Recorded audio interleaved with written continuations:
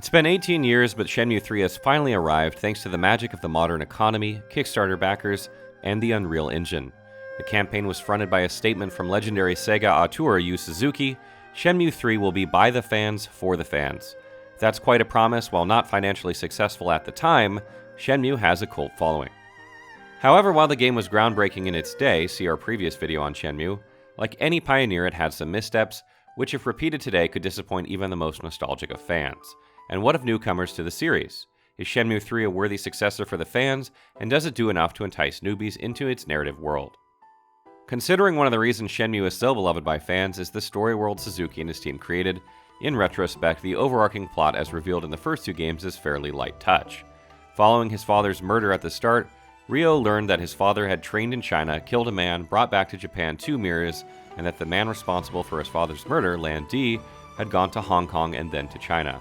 That's important, but not a detailed mythology of the kind you'd find written in the tomes of, say, Pillars of Eternity. It was the detailed life of the world Ryo then explored that drew players in. He set out without anything other than a name and some determination, and no police assistance, as rightly reflected in the recent remaster's appropriate response trophy if you try to call the cops, and the player is gently introduced to ever more complex and larger locations. From Yamanose to Sakuragaoka and then to Buita. Shenmue 3, in contrast, is rather unforgiving in its opening, and for the newbie, perhaps overwhelming. There is an option before starting to view a catch-up movie, but even for this reviewer who played both games, this was surprisingly brief as an aid memoir. While I understand this is, as Suzuki put it in the Kickstarter pitch, by the fans for the fans, I would think that attracting new fans would also be an aim. As it is, it begins in great detail from the end of Shenmue 2, and unless you've played that recently, it's quite a lot to take in.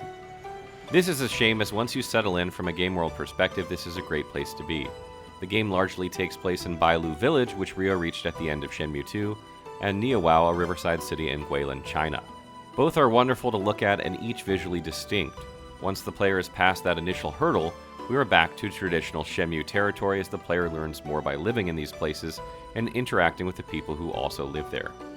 There is some considerable history to learn in both locations, as Ryo and Shenmue, his companion in this episode encountered at the end of Shenmue 2, pursue the origin and truth behind both the Dragon and Phoenix mirrors. Again, trying not to introduce spoilers, the reason Lan Di is pursuing these mirrors seems to have changed since the first game, but that doesn't impinge on the story of their origin or purpose as revealed in this game. Bailu as a setting is very pretty, well rendered in the Unreal Engine. However, it is with the move to Niawao the game really excels. Bailu looks attractive because of its backdrops and distant scenery. Niawao is a large and beautifully realized city, with multiple sections each with a different character, and it's a pleasure to explore. Bar a slightly busy beginning, this is a game with a great backstory from both earlier games and newly described mythos, which for the story-oriented player is a very pleasurable experience. As with the story, Shenmue 3 inexplicably does itself no favors at the start in terms of gameplay. Once the introduction in the Bailu Stonemason's Quarry is complete, Ryo accompanies Shenmue down to Bailu Village. No explanation of controls is provided, including how to effectively pause the game, and any attempt to stop and figure things out or even just enjoy the scenery are quashed as Ryo is put on forced run to the village with Shenmue. Once off this forced track, the player is informed they can skip to evening for the next key event called the jump function, but this is optional.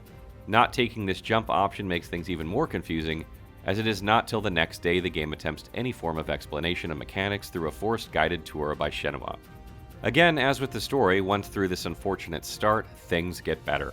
However, it still must be noted that the gameplay structure is deliberately an evolution of the original's mechanics, which have been much diversified and improved upon by game developers in general in other games during the last decade and a half. It's not enough to warrant a gamepad down, but this will be easier to accept for an aficionado of the originals than a newbie, the latter of whom will be wondering, why no fast travel? Why is the map so hard to access? Why do I have to start every dialogue option from the beginning, and why can't I skip dialogue I've already heard 20 times? Other than walking around talking to people to advance the main plot and subquests, Ryo will find himself undertaking kung fu training, sparring fights, having real fights, undertaking jobs to earn money, and gambling. These are all inherited from the original games, although with some newer aspects in some areas. Fighting no longer has directional inputs, all moves are some combination of button presses. There's also more control over blocking than in the originals. In combination, this makes fighting much better, although of course modern games have more evolved systems. Sparring is the same as fighting, only without danger of loss and the addition of button prompts to improve speed of learning. Kung fu training is usually some minimal form of timed button pressing. Gambling involves a number of different games, the majority of which are pure luck, and the player has zero ability to influence their ability to win through skill of their own, although later on fortune tellers will help. This is another area where fans of the originals will find a welcome evolution and smoothing of access, but to a newbie will seem perhaps oddly simplistic.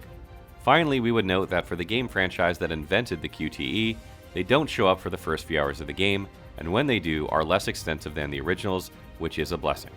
For the most part, fans will enjoy the smoother controls, and an open-minded newcomer may enjoy the journey even with what seem today like odd controls. We only need to talk about two things: Capsule Toy Series and a non-optional part of the Bailu story.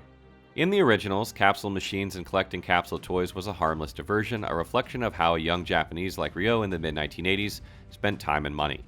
Even in the recent remasters, only a reasonable proportion of any given capsule toy series was needed for the single capsule toy-related trophy. Here, they impede both the acquisition of new skills and, for Platinum Hunters, are an unnecessarily aggravating requirement. Ryo needs to acquire new skill books in order to learn new combat skills. These can be obtained by getting a complete set of capsule toy series, for example a heavy machinery series or a Chinese opera mask series. There is also a trophy for completing all of these series, which of course is required for the Platinum Hunter. Except the capsule machines just will not complete the series. I personally sat in Bailu and tried more than 50 times each on a single occasion into two individual machines with no result. This is simultaneously boring and annoying. The second issue is towards the end of Ryo's time in Bailu, where he needs to learn something from a particular character, and this is just dragged out beyond what is reasonable. We're all used to the rule of 3 in video games, but this character not only asks for the usual hard-to-find item, the ridiculously expensive item, and the very hard battle. Even after all this, the same pointless QTE is required for days on end. Clearly from the narrative, this character is messing with Ryo. But this unfortunately also means messing with the player. This is unnecessary and quite infuriating, and I'm surprised it got past design, never mind playtesting. Inevitably, gameplay takes a large part of this review just because of what this game is and where it came from. Get past the infuriating ending of Bailu, and this is generally fun, if not especially innovative in 2019. Shenmue 3 is gorgeous to look at. While the originals had less polygon count, the character models generally looked proportionally human. Here, with more technical grunt to inform design, there is a slightly cartoonish aspect to the representation of characters. As noted above, Bailu is attractive because of its backdrops for the most part, whereas NeoWoW is visually arresting and a very enjoyable place to explore. For sound, once more, Shenmue 3 betrays its origins in the past. We don't expect constant background music in games anymore. Music is not just used for dramatic effect, it is constant. It's not super intrusive, but on days it rained in Bailu, I wished it would shut up so I could stand on the mountain and enjoy. Of course, sound can be adjusted in the options menu. For those who love this world, playing it through to enjoy and understand the story, then returning to wander around this beautiful world and hoover up trophies may appeal. That said, simply maintaining one save late in Bailu, and the same for NeoWoW would achieve the same ends. Not really one for multiple playthroughs. The game itself is packed full of activities and is not short, so you won't feel like you were cheated out of entertainment hours, even if you play it only once. Final thoughts. Shenmue 3 does not get off to a great start narratively or in terms of introducing any player to its mechanics. It also doesn't have some of the most advanced control schemes or ideas. But perseverance will reap rewards, and it's a solid action-adventure title with a great sense of place. However, the capsule game mechanic is an unnecessarily frustrating requirement completely different from the original, where there was a charm in its setting of place. As this blocks both acquisition of moves and the platinum, points are being docked accordingly. If you're a Shenmue fan, this is a 7.5. If you're new to this, it's a solid and well-presented adventure with a dated underlying design, and so 7.